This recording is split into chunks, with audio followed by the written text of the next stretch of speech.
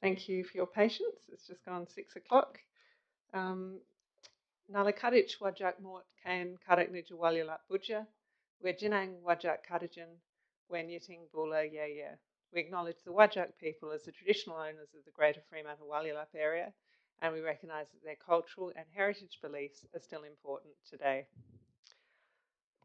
The meeting is being recorded tonight and streamed live online. Visitors in the public gallery and members of the public submitting a question may be captured in the recording. I'll give you a bit of a description of how we run public question time before we go much further, so you can have a think about how you would like to ask your question or make a statement. With items that are on the agenda, we take questions and statements before those items. So before we have that debate, we have those questions. And as has always been the way with planning items, we can ask questions as elected members of the person who is addressing us. So if we had some questions about plans or those kind of things, we could go back and forth asking you questions. We're doing that for all items. It doesn't mean you need to stay until that item is on, we get to that item on the agenda, because we appreciate some people have places that they need to be.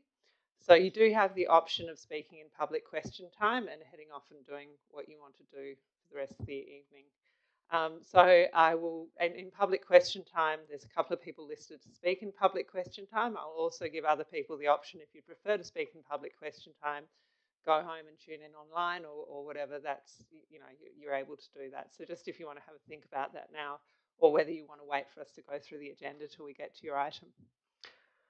Okay, attendances, apologies and leaves of absence. We have Councillor Jeff Graham on a leave of absence. Everyone else is here. Applications for leaves of absence. We have Councillor Williamson Wong requesting a leave of absence from 22 December to 2023 to 14 January 2024. I'll move it, seconded by Councillor Sullivan. All those in favour? Easy done. And anyone else need to request a leave of absence? We don't have meetings during that period, but of course we can have a special meeting at any time. So good to know who's here and not here. Cool. Okay, so the agenda contains responses to the questions that were taken on notice at the last ordinary meeting of council held on the 22nd of November. That'll bring us through to public question time now. So for those of you who have been here before, you'll know how this works. You come up to the microphone, you turn it on using the button on the right if it's not on. You have 3 minutes to speak, and a little alarm will sound at 3 minutes, and I'll ask you to wind up if you go much past that. There is no back and forth. We don't have a discussion between the gallery and the council. The only exception to that would be if we've got specific questions that we want to ask on items of speakers. I'll give elected members the opportunity to do that, and that primarily happens in relation, I think, to the planning items. Oh, I've missed something. Thank you. We've got disclosures of interest by members. So are there any disclosures of interest in relation to tonight's agenda? Councillor Sullivan. Thank you. I've got an impartiality interest in C item 23126, the update of the heritage list. One of the property in Howard Street, is owned by the people who also happen to own the adjoining property to my house. So it's not a proximity interest, but I thought it would be prudent to just declare it as an impartiality interest. Obviously, therefore, I'm required to stay and vote. Thank you, Councillor Sullivan. Any other interest to be declared? No. Okay. Thank you. Well, that's going to bring us to public question time. So I have 2 questions listed for public question time, but like I said, I'll then go and see if there are any other speakers who would prefer to speak in public question time at the beginning of the meeting. So I have Elizabeth Megros. In fact, I've got 3 questions. Elizabeth Megros, and then Helen Cox, and then Margaret Kerr. So Elizabeth.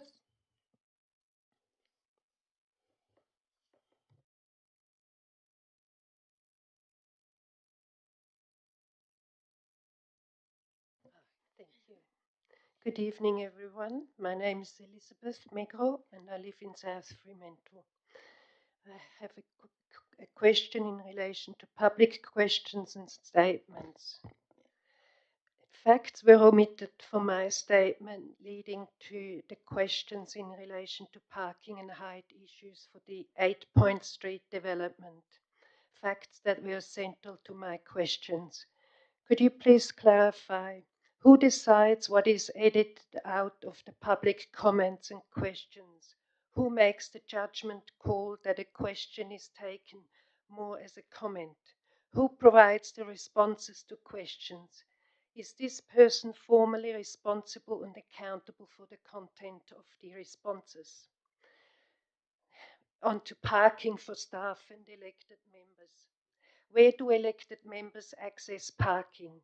Where is the parking location closer to the admin building for staff working after hours? How many parking permits are on issue in total for the use of any person associated with the City of Fremantle? Are there any cars other than service vehicles provided by the city to any staff or elected member? In relation to the officer's report, page 45 of the agenda, 22nd of November 2023. The officer makes the case that, and I quote, with respect to restaurants, cafe users, many other individual restaurant cafes within the Fremantle city centre do not in most circumstances provide on-site parking for their exclusive use, and it is considered this principle is appropriate to apply here for the reasons listed below.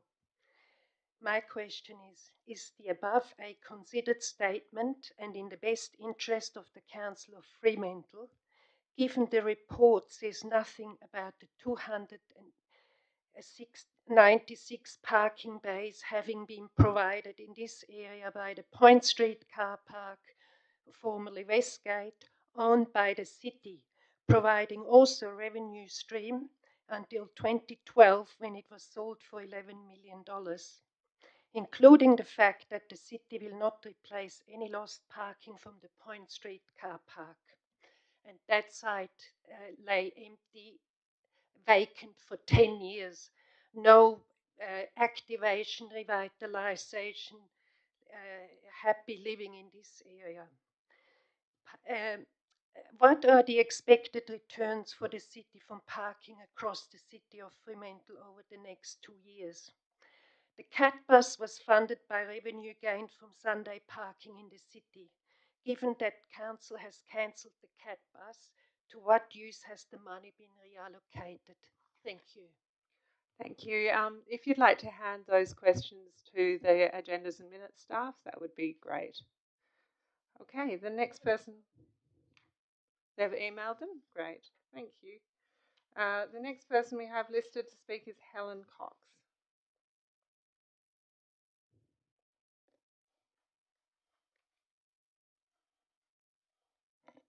Sorry, I don't know where the button is. It's on at the moment. The red light is a good sign. Okay. Good evening. My name is Helen Cox and I live at 161 Edmund Street, Fremantle. My questions are related to the management and care of the West End Heritage Precinct. And it's interesting to note that in this instance, history appears to be repeating itself. How will approvals of development applications pertaining to individual buildings located in the West End Heritage Precinct be carefully regulated to retain the integrity of height patterns and the amenity of adjacent buildings? How will the height and scale of renovated landmark buildings located on a corner or within the boundary of the Phillimore Street scape be regulated to retain the historic integrity of the West End heritage area? Research of minutes, or should I say my research of minutes of council meetings, identify that approvals to sell or manage council assets of attributed heritage note at below market value for development is an adopted or preferred modern accounting practice by this council. Please explain how and why the depletion of the City of Fremantle's property asset base and ongoing transfer of monies from the Reserve Fund contributes to the economy of Fremantle or benefits ratepayers and business owners living and working in a so-called modern city. Thank you. Thank you. I assume we've got a copy of that already, or thank you. Great, thank you. And Margaret Kerr. Good evening. I have two questions that relate to media releases from the City of Fremantle earlier this year. The first is a media release dated the 31st of August 2023, headed Visitors to Benefit from New Tourist Bus. The release states that the City of Fremantle is currently seeking expressions of interest from experienced transport operators to provide a hop-on, hop-off bus service that takes in the major tourist attractions. Could the City advise the date on which such expressions of interest were sought and the progress, if any, that has been made with this proposal? Question 2 refers to a media release from the City of Fremantle dated the 9th of August 2023, headed New South Beach Change Rooms a Step Closer. This noted that the tender for construction of the new change rooms is progressing to be put to the market in coming months. Could the City confirm that the tender has now been let and that construction of the new facilities will commence early in the new year as the community was previously advised? Thanks, Margaret, and I thank you for prior notice of those. So I think the Director of City Business can answer the first one and the Director of Infrastructure can answer the second one. Through the Mayor, in relation to the tourist bus EOI, we ran a public process that was launched on the 8th of August and that closed on the 3rd of October. We're currently assessing proposals and hope to come back to Council with some options early in the new year.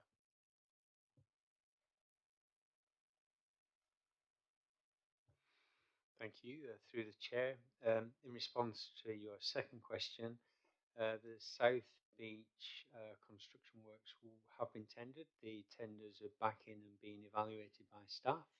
The intention is a report will come to Council on the 20th of December in respect to those tenders, and the intention is subject to approval that works will start on site in February 24.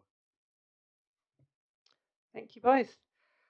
So it's the opportunity now for anyone else who wishes to speak in public question time. As I said before, I'll also be calling for speakers before each item. So if you're speaking on an item, you're very welcome to speak just before that item, but you will need to wait to that point on the agenda. So if there's anyone who has a pressing need to go somewhere, otherwise I will just progress through the agenda as printed and call people before each item. So jump up if you need to do that. Nope, you're all looking quite comfortable to wait for your items, which is great. All right, so that said, it takes us to the end of this public question time. I haven't had any notice of petitions, deputations, special deputations or presentations. Nope. So I'll move that we confirm the minutes from the last meeting of Council. Seconder for that, Councillor Williamson Wong, and all those in favour? Great. Is there any elected member communication? Councillor Thompson. Thank you, Madam Mayor. Ingrid and I attended the South Metro Zone meeting last week, and I'd like to advise you that the 3 zone representatives to the State Council are now Mayor Logan Howlett, Councillor Barry Winmar, Karen Wheatland from Melville. I was elected again as chair of the zone, and I would also just like to point out that probably as Barry Winmar is probably to my memory, it's the first Indigenous councillor that we've elected from the zone to State Council. So congratulations to him on that achievement. Any other elected member communication? Just by way of an update, I was elected Deputy Chair of the Resource Recovery Group. Not a huge achievement with 3 members, but nonetheless, some important work to do there. Okay, so we'll move through the item. I'm aware there is someone who needs to catch a plane for the Cad Street item. So with the indulgence of councillors, we might go to the Cad Street item first and then just go back to the order printed on the agenda. So I hope that's okay for everyone. If we would maybe, if I can ask for any speakers on the Cad Street item, and then we'll move and second and go into debate. Is it Cad Street? Am I making this up? I've written down 3. Mr. Schroeder-Turk? Yeah. I'm not making things up. This is good. Yeah, so my name is Gerd Schröder-Turk, and thank you very much for moving the item. I wish to speak in regards to the development application for Cad Street number 2, and I wish to speak on behalf of my family. So 2 Cad Street 2A is our home, and that's the adjacent block, that's the neighbouring block to which the development application relates. And I would like to call upon the members of this council to follow the recommendation made by the officers and to refuse the development application. My wife, Kate, has sent an email to some of you, to the members of the council, to explain the significant detriment that our family home would suffer if the proposal went ahead. But in short, the proposal is to construct an imposing ancillary dwelling that would severely affect our enjoyment of our home. Our block would be overshadowed by 30%, if not more, which is significantly beyond the maximum prescribed amount that's allowed by the R codes. Further, we would suffer significant disadvantage to northern light access in all habitable rooms on the northern side, including our dining room and kitchen. The view from our northern windows would be largely the view of a very high wall. The overshadowing beyond the R codes is a reflection of the several aspects where, because of its height and size, the proposed building pushes the limits of the R codes and really the notion of what an ancillary dwelling is. But what I would like to do in closing, I do wish to emphasize that we value very much the good relationship with our neighbours, Denise, very much, and we wish to commend her for the many lovely things that she has done to Cad Street and to that community, for growing beautiful, lovely big trees on her block, for revegetating Milky Way in the most beautiful manner, and most recently for organising the Cad Street community party last Saturday. So we look forward to working with Denise and her architect on an amended proposal that achieves both the infill and serves her wishes while respecting the enjoyment of our family. Unfortunately, in the current form, the proposal does not achieve that, and again, I would like to appeal to you to follow the recommendation of your officer and refuse the proposal. Thank you very much for the opportunity to speak to you. Thank you, Mr. Schroeder-Turk. Were there any questions from the councillors? Oh, thank you. And then on this item, I've also got Sean Banner, I believe. Thanks.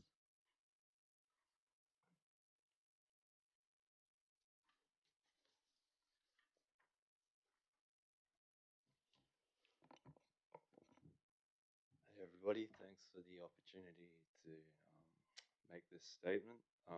My client Denise and I accept the proposed alternative recommendation made by Councillor Andrew Sullivan and request that the council grant us a deferral to the next appropriate ordinary council meeting to allow for further discussion and implementation of the necessary amendments required to address the overshadowing concerns. Thanks, everybody. Thank you, Sean. That sounds like we're heading in the right direction there then.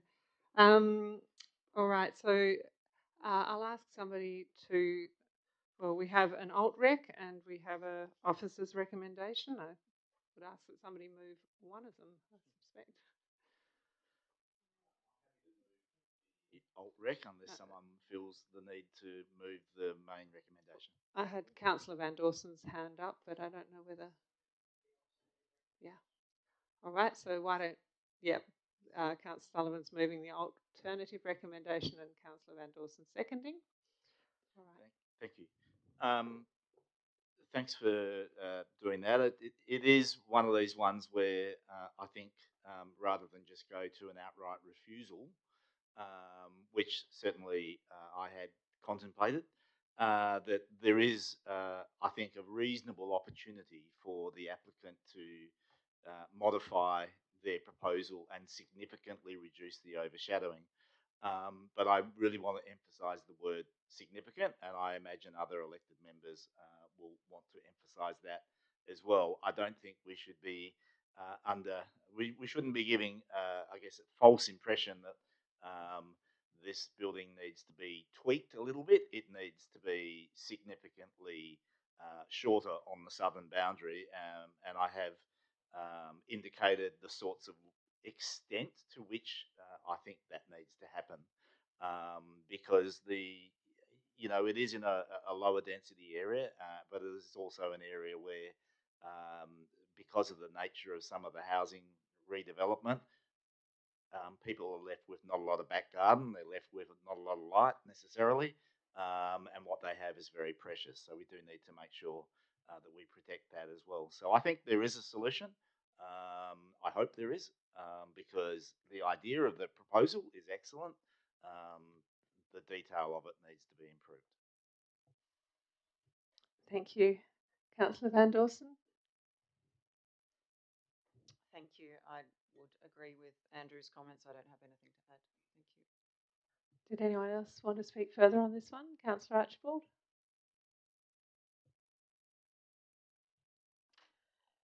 Thank you. I just wanted to add that I note that where the proposed dwelling is on the northern lot, that they've obviously set that to the south so that it gives them north light, which is obviously part of the problem in terms of the lot that's behind it on the south side. So I would just ask that the applicant also look at that issue of, I mean, I can't see the justification for excluding the southern residents' light just simply so that the applicant can achieve north light on his site. I think he has to resolve that on his own site. So I just wanted to make that comment that I think that should be dealt with also if that was possible. Thank you, Councillor Archibald. If there's no one further to speak, Councillor Sullivan, did you wish to close? Yeah, I will address that. My understanding is the location is a little bit guided by the trees, the significant trees on the lot, and that's important. But as people would know, there are always ways around that as well. It depends on the type of construction. You know, if you're laying a concrete slab, that's not great next to a big tree. If you were doing timber framed, it might be much gentler next to a big tree. The other thing, and I pointed it out to the applicant, is if it is a concrete slab, there's no reason why the upper part of the building, the mezzanine, couldn't cantilever out towards the north and use more of that side so that reduced its impact on the south side. So I have indicated those aspects, but I think Councillor Archibald, I mean, it would be great to protect the trees as well. So there is often that balancing act, but our job is to protect the neighbour's amenity first and foremost, and that's what we should do. Thank you, Councillor Sullivan. So we've moved, seconded and debated the alternate recommendation. I'll put that to a vote. All those in favour? And that's unanimous. Thank you. All right, so that is, I think, the decision you were both looking for, really. And it'll take us back to the start of the agenda, and we'll go back to item 1, which is Watkins Street. And I have Adriano Truscott to speak on Watkins Street.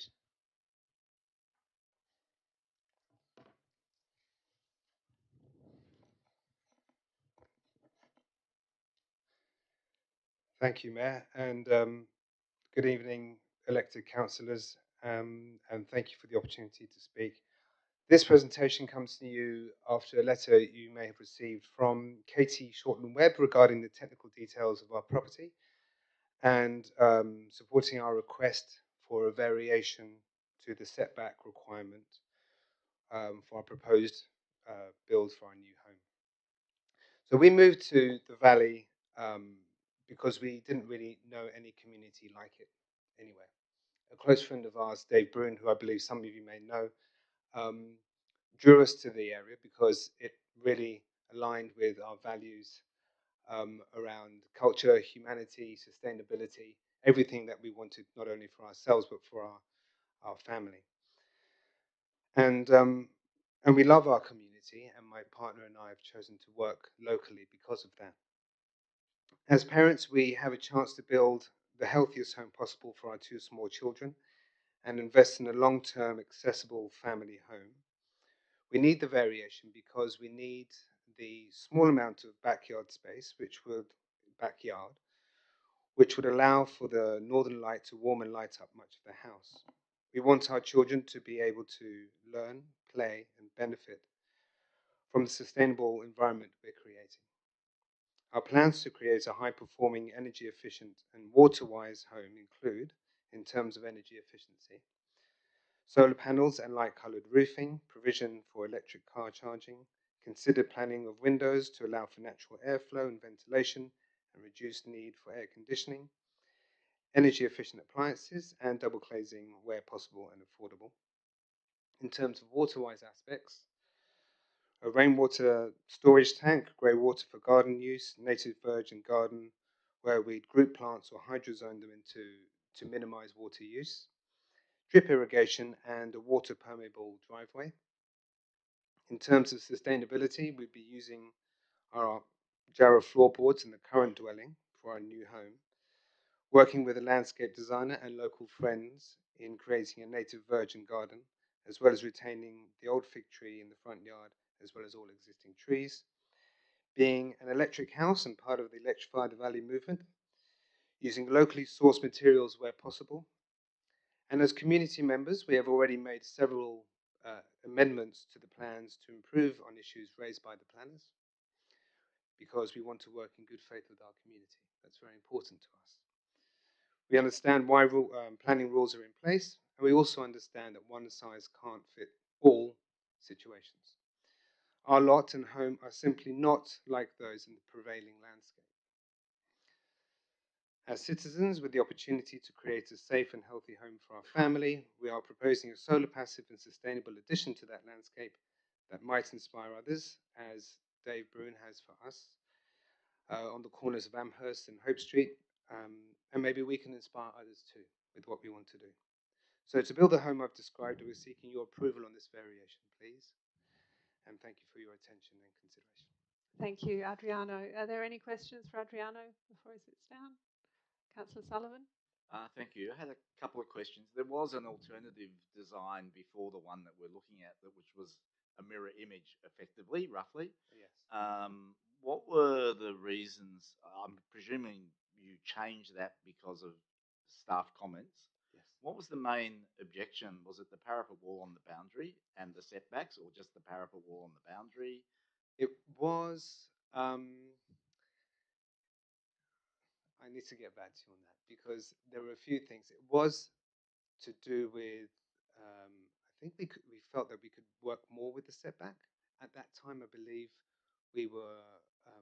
It was suggested that we could go with 5.3 meters, but we needed to flip, and I think it also allowed us to maintain one of the trees, one of the existing trees. We can probably get staff to comment on that as well if you want. Yes, I'll just flag that.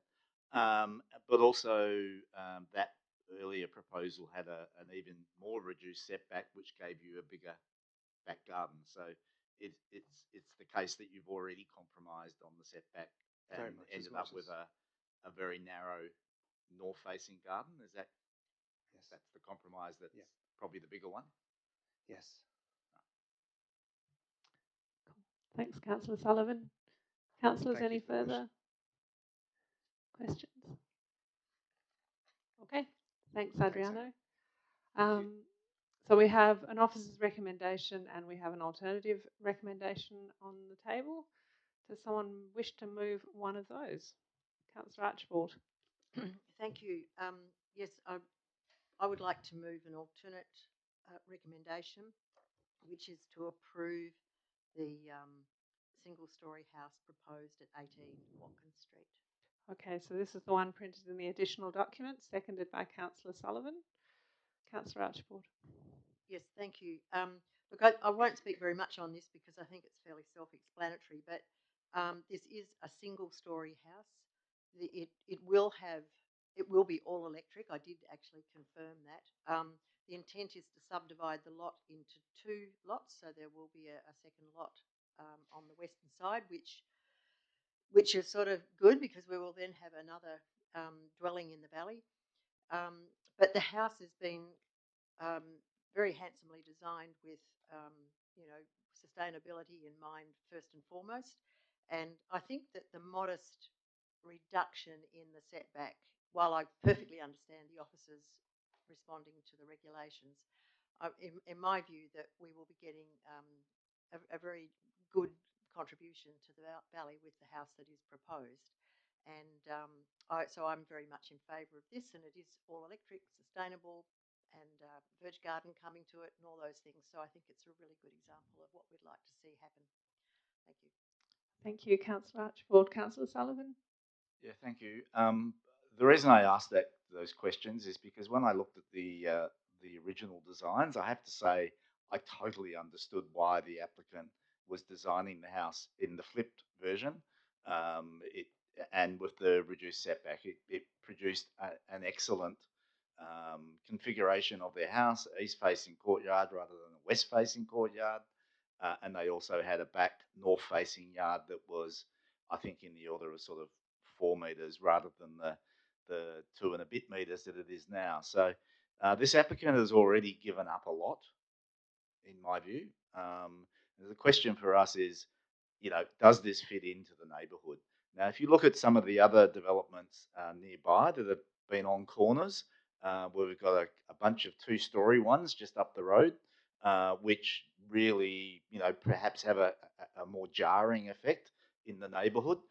They also have reduced setbacks, quite significantly reduced setbacks. And this one feels like it is more respectful, more modest, and because of its single-storey nature, I'm sure is going to, harmonise quite well.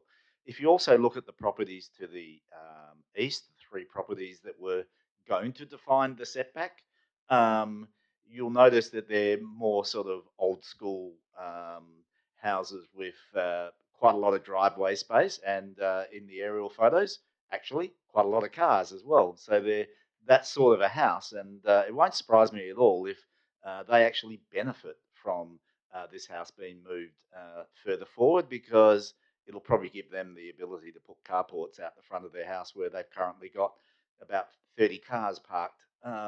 So, not everything is necessarily a negative in these scenarios. So, yeah, it's a great design, and I commend it to you. Part of me wants to encourage the applicant to go back to the original design, but if they're happy with this one and it gets approved, that's great too. Thanks, Councillor Sullivan. Any other councillors wanted to comment on this one? No. All right. So we will put this alternative recommendation to the vote. All those in favour?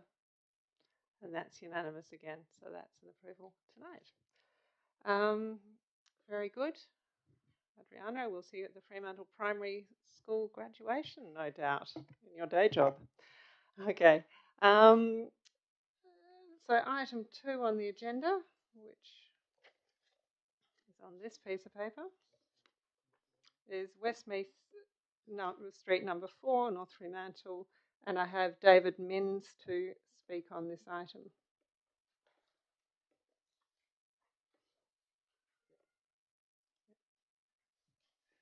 Thank you, Madam Mayor, and good evening to the councillors, and thank you for the opportunity to speak this evening. Further to the officers' comments and recommendations for this application, my intent for this basically shed is for storage purposes.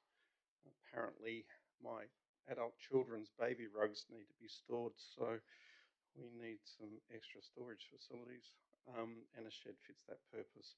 Certainly not my intent to impose on the neighbours, but more to minimise rodent control. and weed control, or to maximise rodent and weed control. The river rats get quite large, and the last thing I want is to provide them with a home behind the shed if it's offset from the boundary wall. So putting it close to the wall prevents that from happening, but it just makes better use of the land, and again minimises the opportunity for rodents to fester in there. So thank you. Thank you.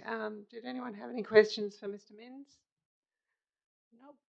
Thank you for coming and explaining to us. So we've got a recommendation for approval. It's up there at the moment. Have I got someone who'd move that? Councillor Thompson, seconded by Councillor Sullivan. Just looking over that way. Sorry, guys. Councillor Thompson, did you wish to open on this? Did anyone wish to speak on this one? Nope. All right. Well, this could be quick and easy. All those in favour? There we are. That's approved tonight for you. But thank you for coming along. We appreciate it. Okay. This is going to bring us to Marine Terrace. I'm following along my agenda correctly. And I have John White and then Peter Merger and Greg Bader to speak on this item. So, John, you wrote your name down first. You could kick us off.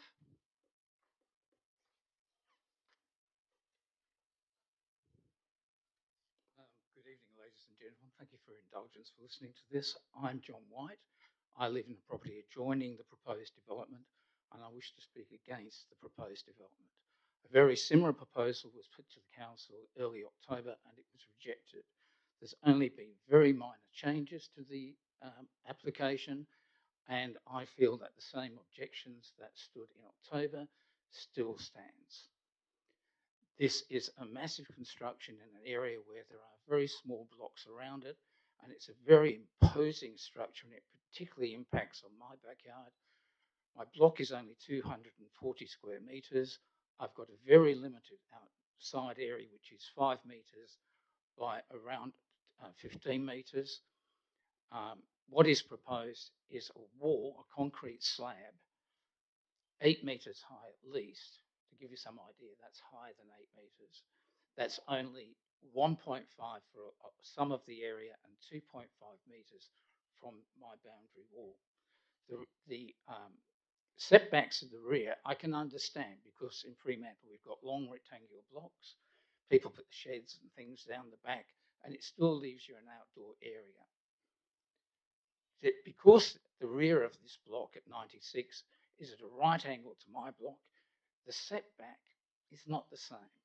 This structure, as I say, a concrete slab of 8 metres high next to a townhouse and just completely dominating my backyard.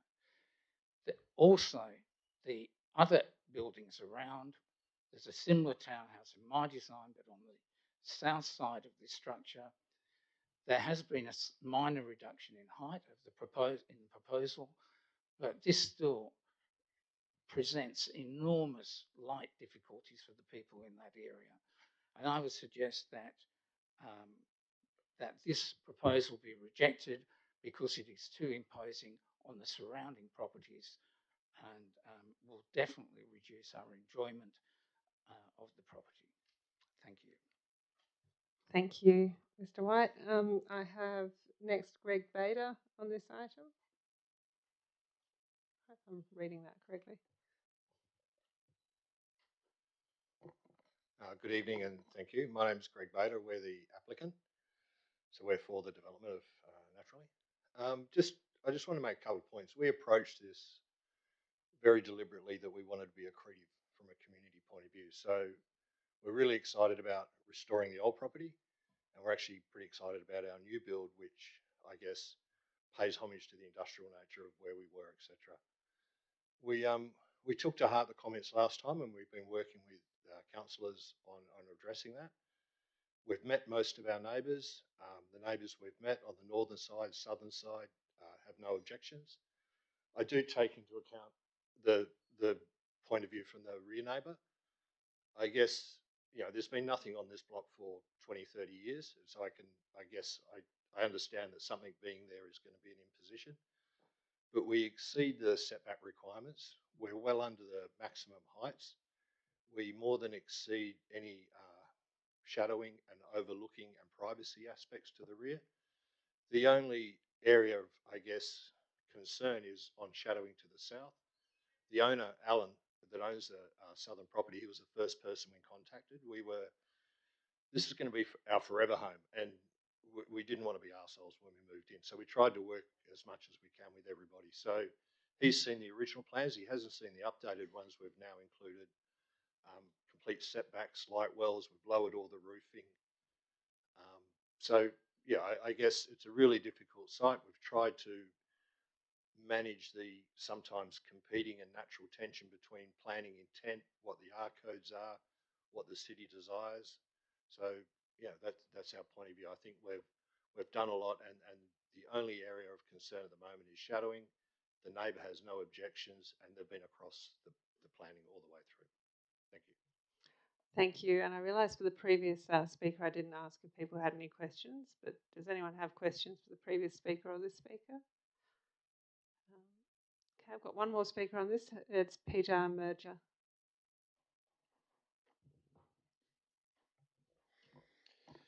Good evening, Mayor and Councillors. My name is Peter Merger from Urbanista Town Planning, and I am speaking in support of the application for 96 Marine Terrace in Fremantle. I'd like to start by thanking the councillors who have attended the site to discuss the proposal with with us yesterday and prior to the previous council meeting when this application was presented. We really appreciate the time and effort that council have given us over the past few months, so thank you for that. This application was initially presented to council on the 4th of October with a recommendation of refusal. The primary reasons for refusal were overshadowing of the adjoining property and lot boundary setbacks. At the meeting, we asked council to consider deferring the item if it was not convinced that it should be approved. This would be to allow us the opportunity to amend certain design elements to improve the extent of overshadowing on the adjoining property. Council granted the deferral, and over the course of the past 2 months, our architect Phil Stayskull has worked very hard to amend the design and to improve the interface with the adjoining property. The amended plans that are before you this evening include the following improvements. We've created a light well on the ground floor and increased the setback to the southern side. We've increased the setback to the first floor terrace with the light well. We've lowered the roof on the southern boundary, and we've increased the elevation, the setbacks to the rear from 1.5 metres to 2.5 metres. This has allowed us to actually provide planting for 2 trees, adjacent to the rear neighbour. So what these changes do is generally improve the building separation between the subject site and the neighbour's property, both to the south and to the rear. Whilst it does not result in a compliant overshadowing outcome, it is nonetheless a substantial improvement with respect to improving the interface between the 2 dwellings. I noticed Mr. White discussed the rear setback, but I would like to note that we are compliant with respect to our rear setback. We've increased this setback. Visual privacy is also compliant, and we're now able to plant 2 trees at the rear. So we've really tried our best to deal with not only the neighbours to the south, but also to the neighbours to the rear in lieu of their objections to the development. Notwithstanding all that I've mentioned, officers have decided to refuse the application again. And whilst we are disappointed with this outcome and the fact that the report mostly ignores the work of the applicant to restore the heritage building, and the fact that the planning framework, which shouldn't be forgotten, actually permits a 3-storey mixed-use development to be constructed on this site, which we are not doing, we are encouraged by the feedback from the councillors and the input that they provided over the course of yesterday and in the last few months. So we're encouraged by that, and we hope that council sees fit to support the application this evening and the alternative motion that's been put forward.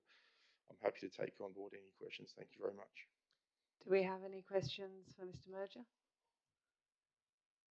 Nope, it looks like we're all good. Thank you. Thank you. So, councillors, we have a recommendation and an alternate recommendation. Does someone wish to move one of those?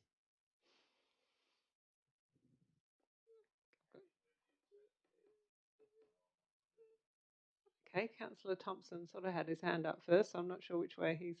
Thank you. I'll move the officer's recommendation because I have a question on that. Okay. Yep.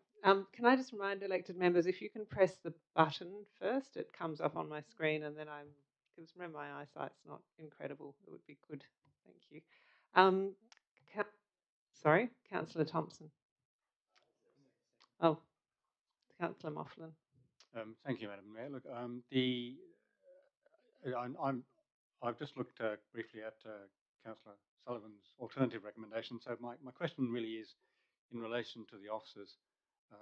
In what way does Councillor the alternative recommendation, which may come about, does it adequately address the issues that the officers dealt with in refusing this recommendation?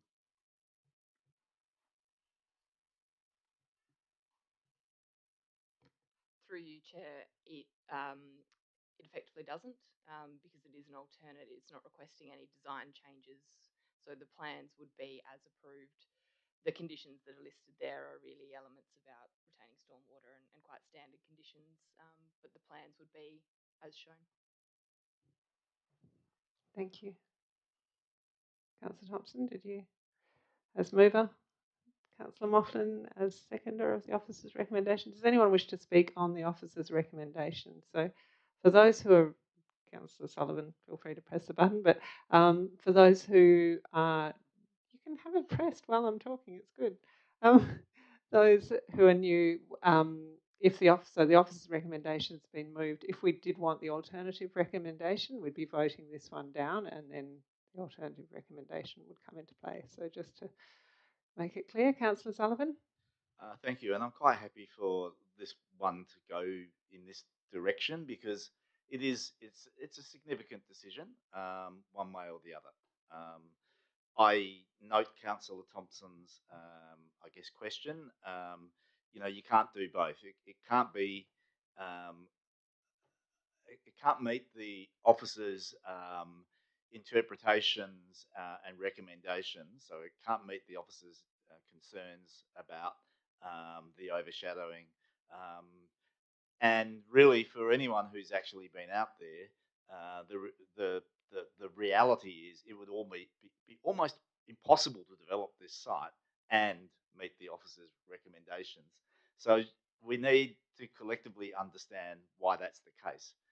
First of all, there is a massive sewer. It's not just one sewer pipe. It branches off in every possible direction that goes through this car park, which is why the building is 2 stories, or one of the reasons, because basically you can't use the ground level. It's basically going to be used as an undercroft space. The variation to that comment is at the very rear, where they're able to put a studio space. The next thing to understand is the nature of the planning in that area. Back in the 90s, when Councillor Thompson and Councillor Archibald were both on council, the council put in place the Marine Terrace policy, I think it is, and it essentially said Marine Terrace is a very different street in Fremantle. It deserves to have development of 3 and 4 stories in height. It is the main boulevard coming into the city. It should feel like a city street, i.e. encouraging nil setbacks and bigger buildings. So it was trying to be transformative. That is the policy for that area, is to be transformative. Now, there are already a whole bunch of existing buildings in that area, some of which are, like the house on this property, single story and heritage listed and ought to be retained. So there's always an expectation that the street wouldn't be homogenous. It would have big buildings, it would have old heritage buildings, but there was a genuine expectation that much bigger, more inner urban development should occur along Marine Terrace. The properties to the south and east were built sort of prior to that policy being put in place. And the interesting thing to note about them is that they're actually all individually titled. their freehold titles. You look at the development and go, that looks like a strata title development to me. Surely it is, but it's not. And that actually creates a really challenging exercise that if you've got a 5 metre wide lot next to you on your south side, even the fence is going to overshadow probably more than what's allowed. So, you get to the point where it's really difficult to develop anything there if that is the sort of set of rules. If it was a strata title, the officers would be recommending that it was compliant with the overshadowing, I suspect. So, but of course that's not the case. But those properties to the south and to the east to a lesser degree probably, but the ones to the south, which are also in this marine terrace policy area, can all be redeveloped with significant development with nil setbacks and go higher than what they currently are. So that was the sort of starting point that we had. We had this issue of, should the setback be further setback so that it's more respectful to the heritage cottage, or was the policy actually trying to tell us that actually the nil setback to the street would have been perfectly acceptable?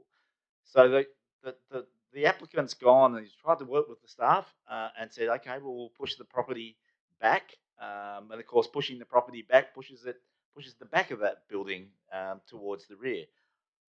I want to emphasise in this process, the majority of the concern that has been raised from community has come from the rear, not the side. And that's a really important thing. The concern from the rear, which has been perfectly well expressed tonight, is real.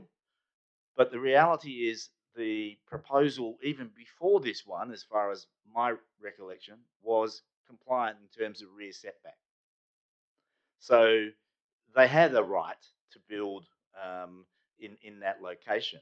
What we urged them to do in the last it was a planning committee meeting was to at least give consideration to increasing that setback so that the gardens that exist in the back of those terrace houses to the rear could have at least a garden space between them and the new building, and that they give consideration to maybe making it not quite as high and giving it more articulation. So the original proposal was just a wall in one plane. We now have a proposal which is shorter, which has two planes, if you like, so that it's articulated, and most importantly, it has enough space for some trees to be planted. So the applicant has gone to gone beyond what is required from a planning perspective at the rear to try and mitigate the concerns to the rear to some degree. I'm not saying that they're going to be happy, but I think the applicant has at least recognised and tried to deal with that. The issue to the south, effectively what we were suggesting in the last meeting was that if you could improve the way the bulk and the overshadowing of the proposal impacted the courtyard area to the rear of the property immediately to the south, that would be what the council would be looking for. And they have done that. So they've done that in a number of ways, as was indicated. They've reduced the height overall on that side of the development. They've rearranged that whole section at the rear of the property. They pushed it a little bit to the north to get the setback to the east. They've pushed in the balcony, created actually a little landscape strip directly aligning with the courtyard to the south, but significantly improved the overshadowing and the bulk, the sense of the bulk of the building in that critical location. So, sometimes planning is more important to try and fix the problem where it's going to make the most difference, not necessarily just try and tick the box that it's 25% or 35% or whatever. So we asked the applicant to go away and fix the two areas that we considered to be the most problematic, and I believe very strongly that they've come back and done that. So I don't think the refusal is fair in the process. I would hope you knock it down and that we go to the alternative for approval. Okay, anyone further on the officer's recommendation? Nope. All right. So we will vote on the officer's recommendation. So all those in favour of the officer's recommendation? And all those against? And that appears to be unanimous against. So that is lost. So we'll go to the alternative recommendation, moved by Councillor Sullivan, seconded by someone. Yeah, Councillor Lorber got his hand up. Councillor Sullivan. I think I've said all I need to say. Thank you. Any further discussion on the alternative? Yep. All right. So we'll vote on the alternative recommendation. All those in favour? And that's unanimous. So that's the approval tonight. Getting through the list. This is good news. Alrighty. So I've got a speaker on. So I'm going to propose we go to item 6 next, and then item 10, because I have speakers on those items, and then we'll come back and pick up anything else we have missed. So item 6 is the update of the heritage list and local heritage survey, and I have Melissa Evans to speak on that one.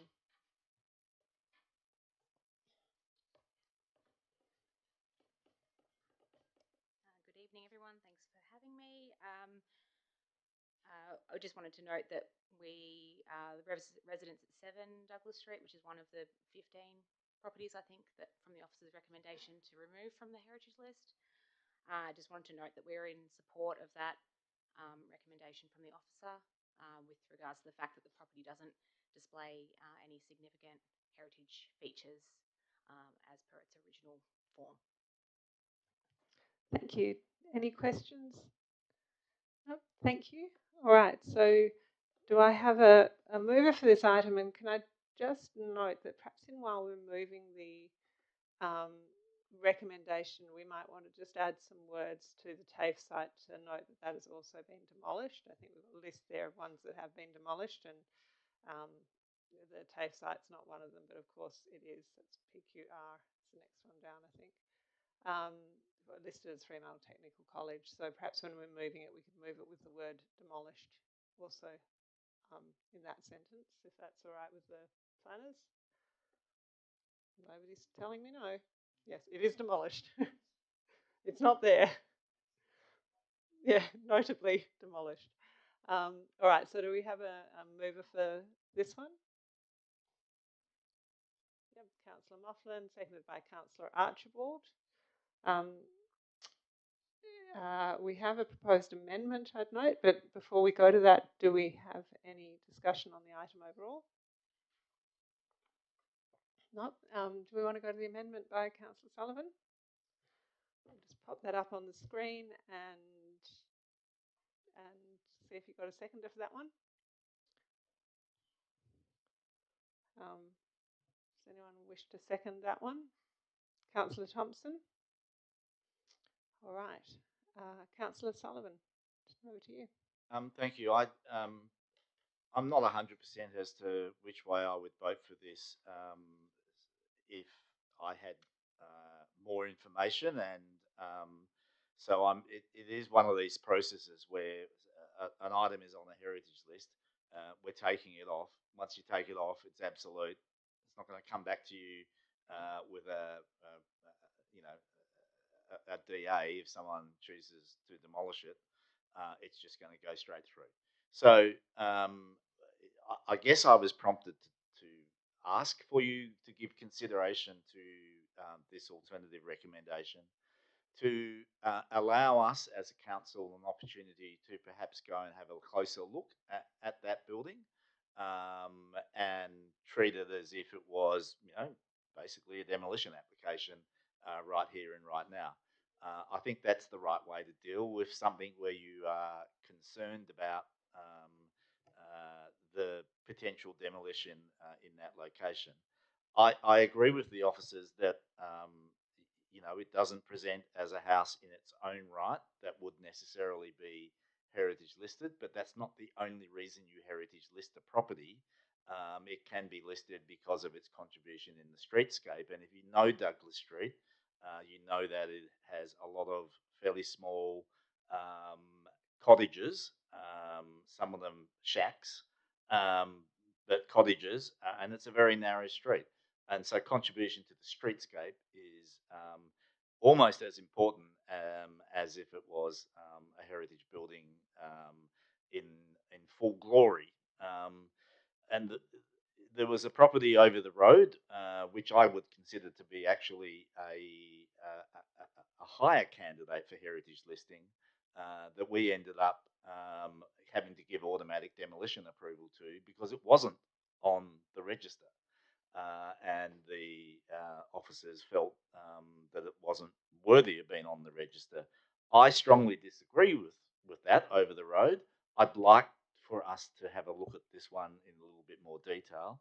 What I wanted to make sure was that it was flagged now so that the owners could, one, let us have a closer look, but two, argue their case.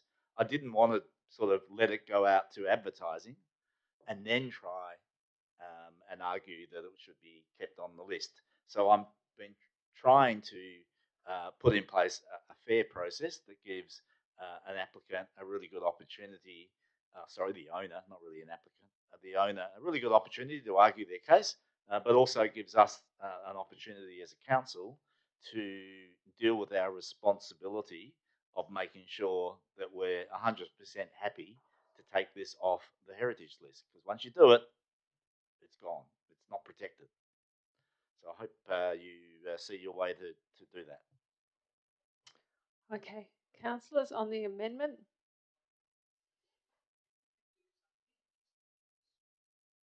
Oh, nothing further on the amendment, so I'm just going to put the amendment to a vote. All those in favour of this amendment? Yeah.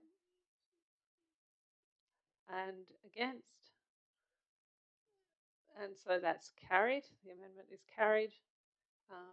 So back to the item as amended. Any further discussion? Nope, so we'll put the item to a vote. All those in favour? And that's unanimous. Great. All right, so with your indulgence, we're going to jump to item 10, the Safe Swimming Areas investigation. And we've got Nick Unmack listed to speak about that one.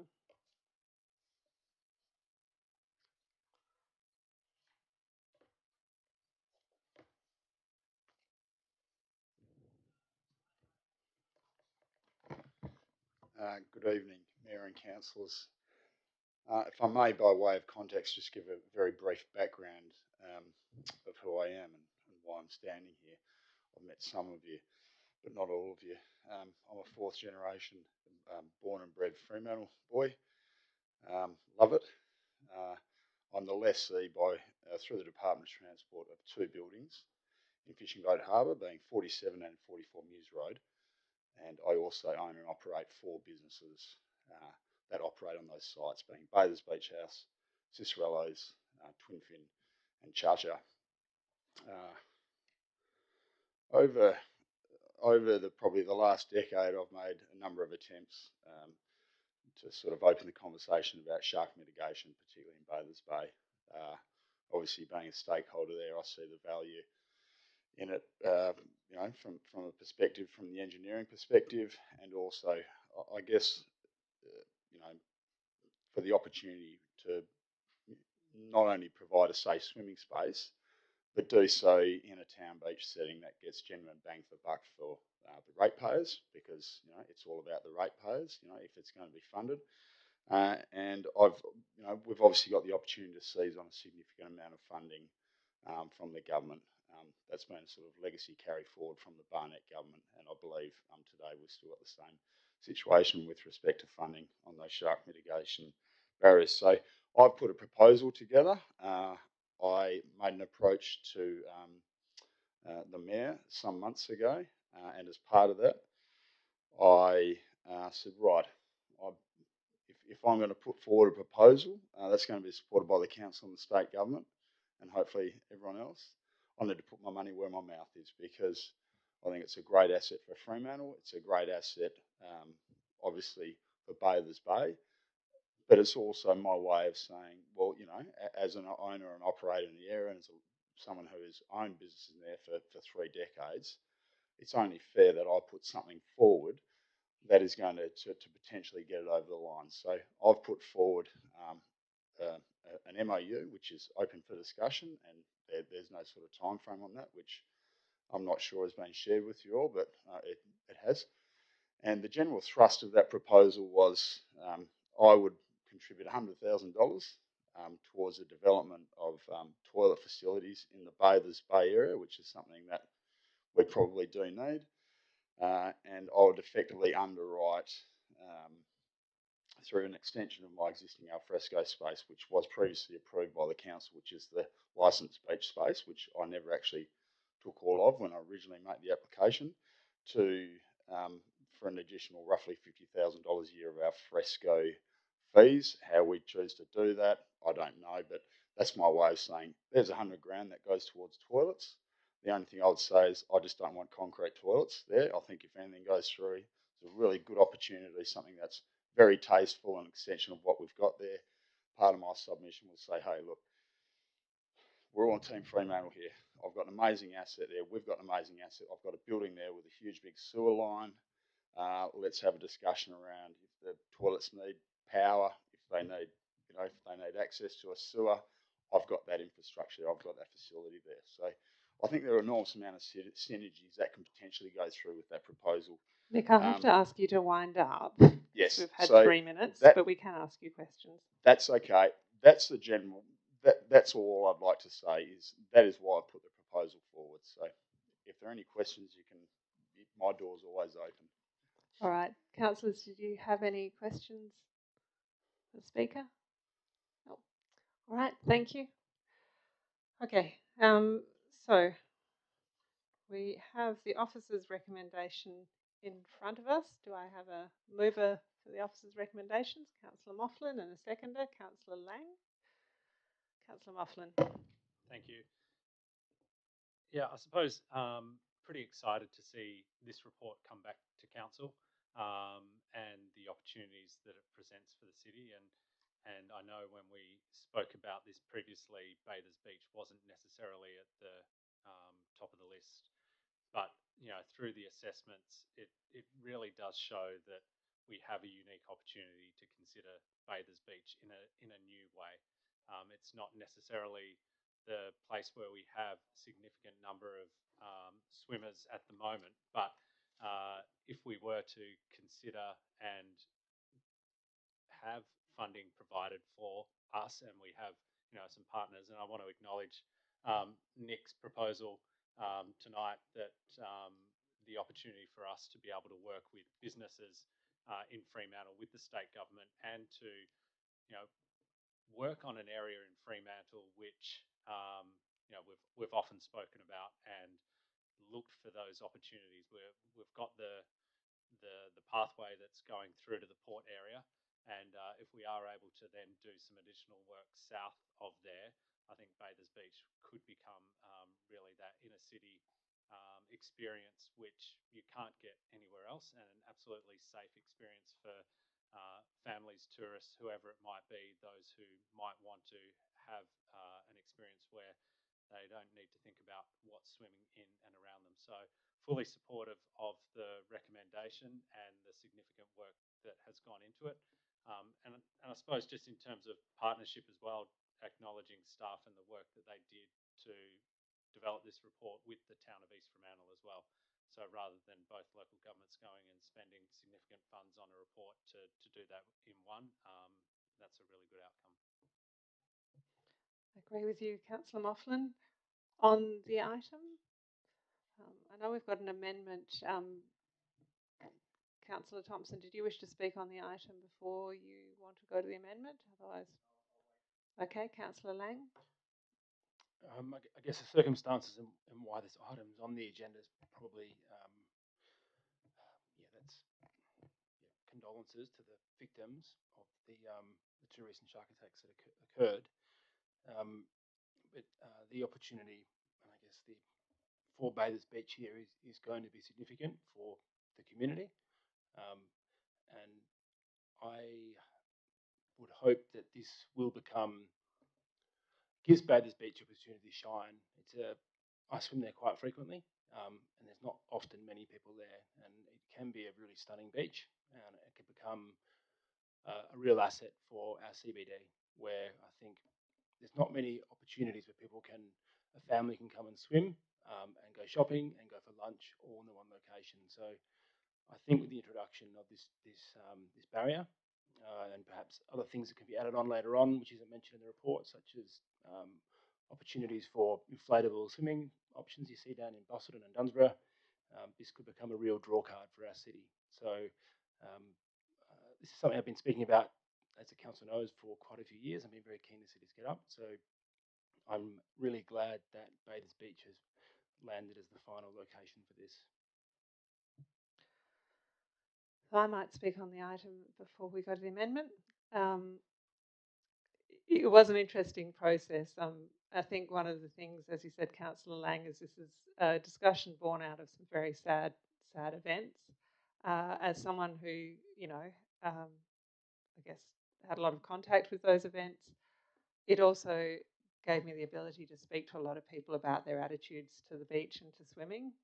And it was very apparent to me, and I swim in the ocean, not in a shark barrier, almost every day, but there are a lot of people who are not going to the beach. And that's really sad, given where we live and given how beautiful our beaches are. And as we were starting to develop our approach to this, it also became apparent that one of the things that was seen as a positive in terms of assessing a site was how many people are going to this beach. And in fact, for us, that was almost a negative.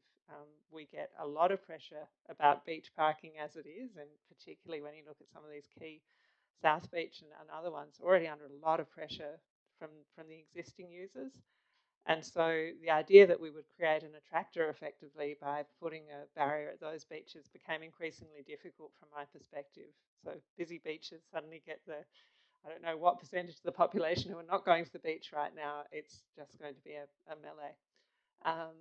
So it was really good to be able to have the early conversation with officers to say, hang on a minute, should we not be looking for a beach that nobody's using very much at the moment? Because that means it's a beach that actually is yet to be kind of activated. And this could be the perfect activator. And so, I'm pleased that the science supports the philosophy there that it is a good location. The connection to public transport and to existing parking is really significant. There are, Leighton is the closest beach to a train station, I think, anywhere. But Bathurst Beach must be very close second. So to know that, young people who maybe don't feel safe swimming right now can jump on the train, can walk through town, can go for a swim at Bathurst Beach. I think that's fantastic, and families and everyone else. I do think it's also a tourist attractor and a tourist opportunity. We know that if you come from certain countries, all you hear about Australia is large predators and dangerous, venomous things. So it's great to know that people who might be getting off cruise ships and might not be aware of the opportunity to swim in the ocean or not keen could be excited to do this at Bathurst Beach. So I'm looking forward to community engagement. I think it'll be really good to get some feedback and to be able to submit something through to the government for funding. All right, Councillor Thompson, did you want to go to your amendment? Oh, sorry, Councillor Sullivan, did you want to speak on the item before amended? Yeah, I will, if that's all right. Anyone else, just push your button. I'm going to be the strange one in the room who doesn't support shark nets, but will actually emphasise that if you're going to put one in, Bathurst Beach is the right location for it. But I don't support the idea that we have unsafe swimming. Using terminology like a safe swimming area suggests everything else is unsafe, which is just not borne out by facts. It's only borne out by impression, by I guess a sense that the West Australian and everybody else puts out there that we've got a massive crisis. the number of shark fatalities, and every one of them is tragic, but the number of them around the world is minuscule compared to so many other things.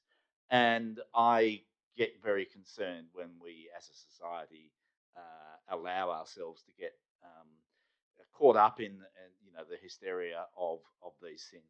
I get that some people, I do understand, and I'm not trying to be a dick about it. I do a lot of swimming. I've seen a shark at South Beach. It swam away from me faster than I could swim towards it.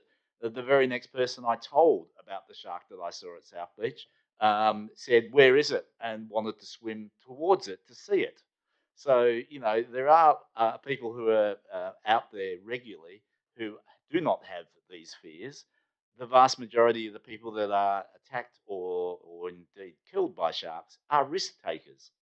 They're out there in environments where there will never be a shark net because they're out there surfing, scuba diving, crayfishing, doing all sorts of things that we're never going to be able to protect them from the incredibly rare event that a shark might attack them. So having said all that, I don't support nets, but I do like the idea that if we're going to do it, that we don't do it at one of our beaches which is already at capacity. So I think the officers have made the right recommendation in terms of location. And I do also want to emphasise that Bathers Beach does need significant improvement. Most of the councillors in this room wouldn't know that in the early period of Brad Pettit's term, there was a proposal for really good quality toilets at Bathers Beach. And unfortunately, there was a divide in the council as to whether or not we should do that from a heritage perspective. I was strongly supportive of it. I would love to see something like that still come back. I think it is absolutely needed. And I think if you're going to put a shark mitigation barrier there to keep everything out of that space so you never get to see seals or dolphins either, then we're probably going to need some toilets. So I absolutely support that, and I hope that perhaps that becomes a project that I can support. Thank you, Councillor Sullivan. Are we safe to go to the amendment? You're going to have to press your button quickly. Oh, Councillor Kamada. Very quickly. Otherwise, I probably won't say anything tonight. So, yeah, look, I understand the points that Councillor Sullivan makes in terms of risk takers and the likelihood of being taken by a shark. However, that thought alone is pretty scary. I see enough sharks in my day job. So this, to me, is another step in the right direction for Bathers Beach. I remember the days when it was just basically a processing factory and there wasn't much going on in that area and seaweed collecting up on the beach. So, it's been amazing the transformation that we've seen in that area, and now to see this implemented potentially and the other improvements in the area, I just think it's going to be an absolutely magnificent asset for the city. So yeah, I'm 100% supportive.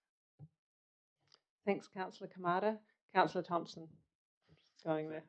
Thank you, Madam Mayor. Look, I'd like to move the additional recommendation. And if I could just... I'm going to get you a seconder, but also just let people know that it's the one that's on the screen, not the one that's in your additional documents. Yep, so Councillor Van Dawson is seconding that for you. Councillor Thompson, back to you. And if I could just include the words "and cost-effective" after the word "suitable," just that minor amendment, if I could, please.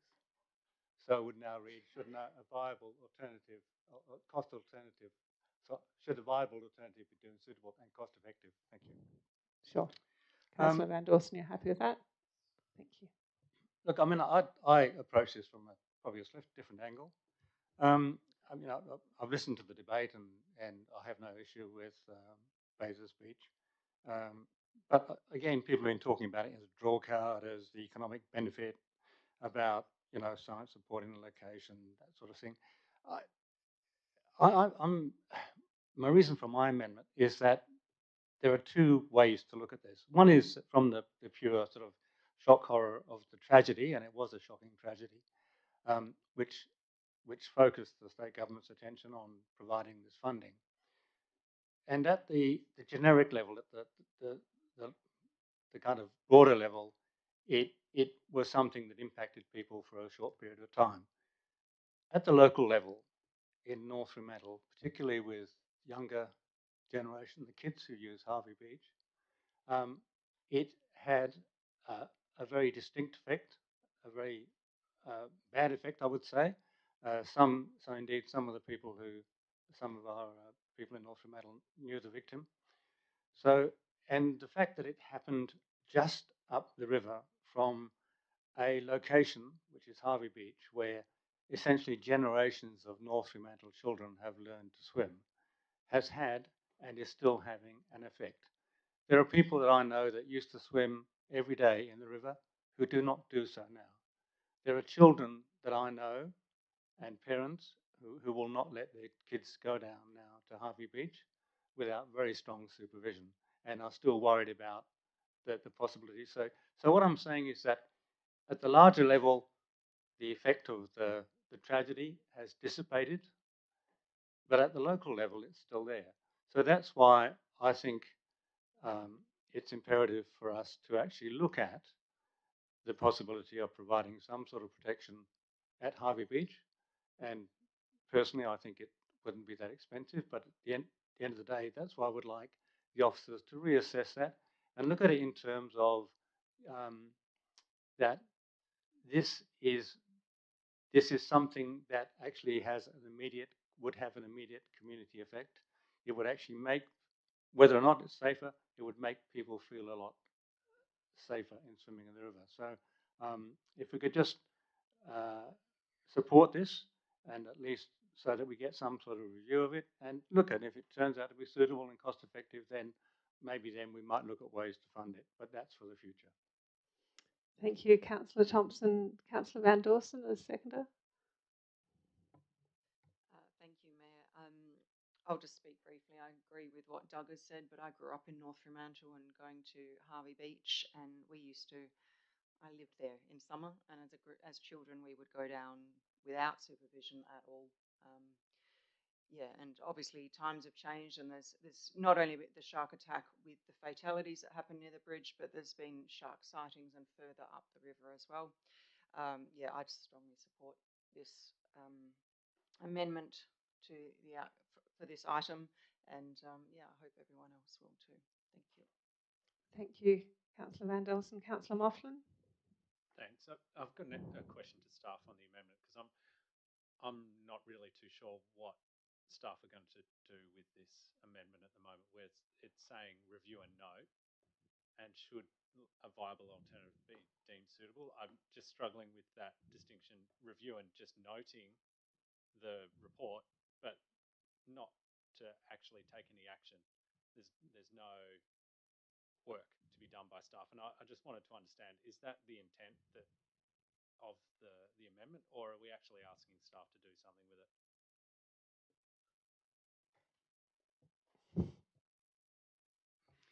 Thank you.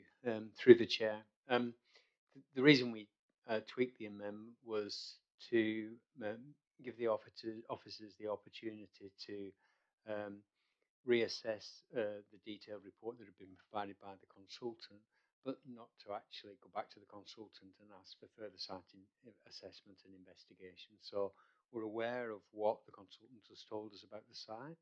We're a bit aware of the technologies and the opportunities. What we wanted to try and do was look at it more at an officer level in time when we felt that an alternative could be identified that might be more manageable, more suitable, more localized and more cost effective. So we'd investigate that over a period of time. It just wasn't going back to this consultant and asking for more detailed analysis. Thank you. Does that answer your question? Yeah, it answers my question. And I understand the intent. I'm just not sure whether the amendment actually does say that that's what's going to be done. Because all it is actually saying is review and note the assessment. That's all they're going to do. That's all this amendment is asking staff to do. And if the intent from Councillor Thompson is for some work to be done, he could be extremely disappointed that this just gets put on the shelf. So I'm wondering if there's and speaking to Councillor Thompson, because he is, the king of wordsmithing when we've got an amendment up, whether there's something just after the words North Fremantle. Right, I might let the CEO make a comment on the wording. Thank you, through the chair. My understanding is the report doesn't do a site assessment of Harvey Beach. It was ruled out prior to a site assessment occurring. So I think if we were to consider options, a site assessment would need to be undertaken.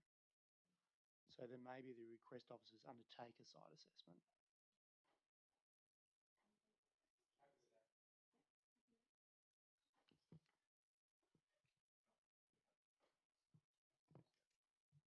All right, so the mover and seconder are happy to change some words there.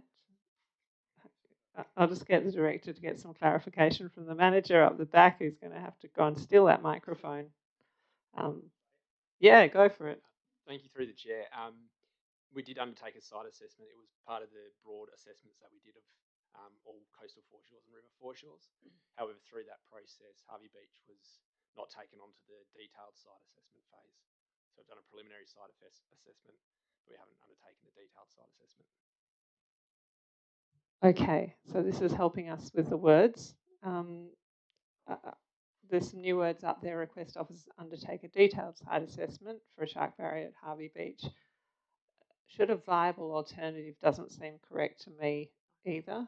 Should a viable proposal, because we're not considering this as an alternative to any other location. So go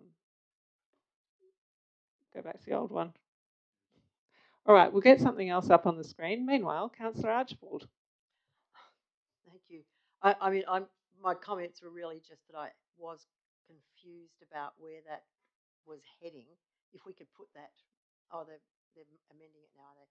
It's just that I feel that the Bathers Beach proposal is one decision. The assessment of Harvey Beach as a potential in the future is another decision, and I'd rather the two be separate. Because I'm very supportive of looking at Harvey Beach. It is a very valued and well-used beach, and I wouldn't imagine it would be super expensive to make that little beach safe. Particularly, there's a lot of children who swim there, so I'd be happy to look at it as an option because the river is actually the most challenged area in terms of sharks, and people do swim there. So I don't want the two linked, and in the former amendment, it did say funding considerations as per Part 3 and 4 of this recommendation. I would prefer it to be just simply assessed and then funding to be looked at in the future in whichever way it was, and unhook it from the issue of Part 3 and 4. Yeah, I'm with you, Councillor Archibald. So I think it's a little bit of a hybrid between where it ended up and where it started out. So we'll get some words up and we'll get the mover and the seconder to review those. But the intention would be that it's not included in this engagement and funding consideration, that it's brought back to council for consideration. Yep. Looks like the mover and seconder would be happy with that. So we'll get some words sorted out. In the meantime, I'll speak on this one. As someone who was in the water at Harvey Beach when the police went to the incident further down the river, I completely understand the fears of local people there. My biggest concern with Harvey Beach would be that it becomes, one of the early adopters of a shark barrier and therefore attracts far too many people for that area to be able to cope with. So I think actually this approach of staging, where we hopefully have a barrier in place at Bathers Beach, the Bicton Baths barrier should be installed. Hopefully there's a number of shark barriers that are attracting people to them, and that Harvey doesn't become a destination beach. It's a great beach for locals, but it has, about 5 public car bays in the area and would not cope with a whole bunch of people coming into the area. So I support it, but not as a right now proposal, as a let's do some more work and come back to a proposal. Do we have a redrafted amendment? We look like we're getting close to it. I should speak for longer. Anyone else? I was just going to say, it actually could be just a separate Part 5. It is, yeah, I think it's proposed to be added as a separate part 5. It's just being drafted at the moment.